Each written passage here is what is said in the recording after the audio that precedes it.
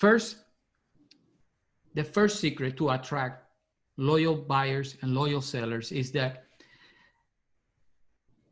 realtors that become obsessed with selling a house or getting a listing eventually fail.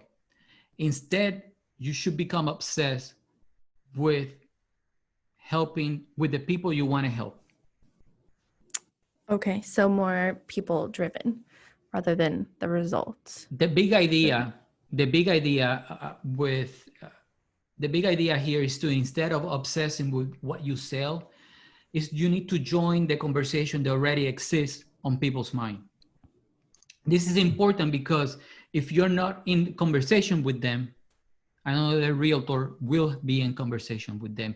And I don't know if you knew, but most buyers only talk to one agent before they decide who they're going to work with.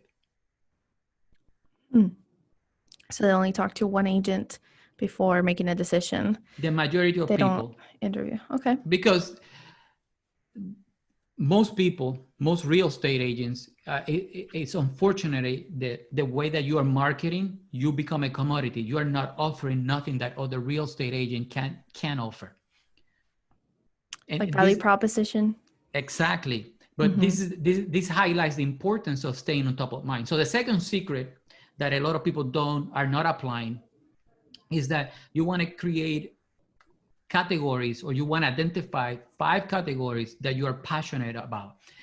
This will help you resonate with people, or people will resonate with you as you post, even when they're not ready to buy. Because basically what you're doing with these categories is that you not two similar posts will be shared at this in a row.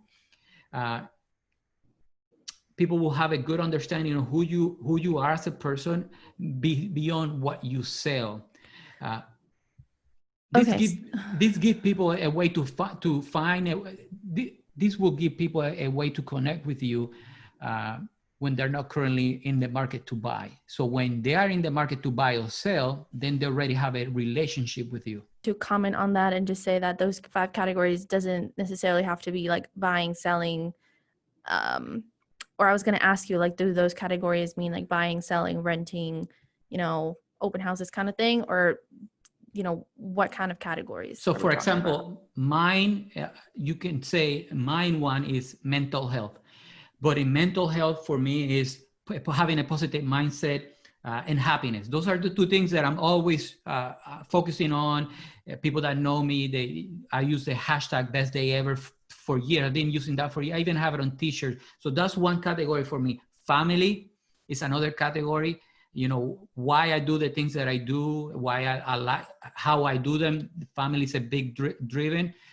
If I was selling a house or if I was buying a house, family has a lot to do with that. What I would say, if I was a realtor, in this case, if I'm a realtor, I will highlight the patio or things that I would space in the house or in the neighborhood that I will spend time with my family, or nearby areas. Another one for me, big, is marketing, but that's what I do. Just imagine if I just talk about marketing.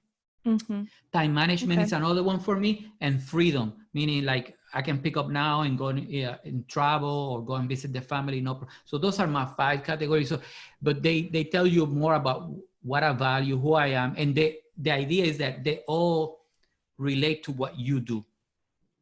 And as a person as well, not just meaningless categories, just things that you actually care about and can share with the audience. Correct.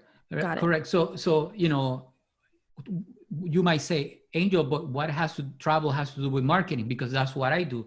So one of the things that I love about my job is that I can do it from anywhere in the world. So as long as I have internet or a hotspot, and you see how I'm start tying what I do with traveling. And that is, so the third secret, so I shared the first one. The first one is to don't become obsessed with what you're selling, but become obsessed with the people that you want to help. The second one is to create categories and categories that you are passionate about, that you really want to talk. I help a realtor that she is into green space. So that's one of her categories, green space or renewable energy. And she talks about that. And when she starts talking about, she finds a solar panel, she identified that feature in the house. And then once she identified that that is a feature that she likes, by the way, let me show you the rest of the house. That's one Oh, way okay. that you can start tiny, but you are true to yourself. You're not making things up. You're truly passionate about, in this case, she's truly passionate about renewable energy. So that's something that you can keep in mind. The third secret is something that a lot of people struggle with, which is you never post in real time. The main thing that you want to understand about this is that your posts need to be thought out and strategic. Only post in real time stories. So your profile is your gallery. So when people are scrolling to your profile, they need to have a clear idea. So somebody is going to do some research on you. They're going to scroll through your profile and they want to have you want them to have a clear idea of what you do, what your value is, what is your why. And so your profile is for your gallery and your produced content, videos that you edit, produce content. Your stories, think about your stories as your reality show, things that happen. Like right now, I can pull the phone and say, hey, I'm in doing a video session with Julianese. It's impromptu, it's on the spot. And remember, those stories, they disappear with time. However, when you use Instagram and you can reuse them, you can highlight them and you can reuse them you can stitch them together and create a longer video. And then your live show, which is part of the educational marketing framework, is basically your show, your TV show. If you commit that you will do it once every 2 weeks, you are there no matter what or if. Even if you are inside your closet, you're doing your live show. This is key because if you don't schedule, what I mean about the third secret, that you never post in real time, because the reality is that life will get in the way. And if you don't schedule your priorities, they will not get posted.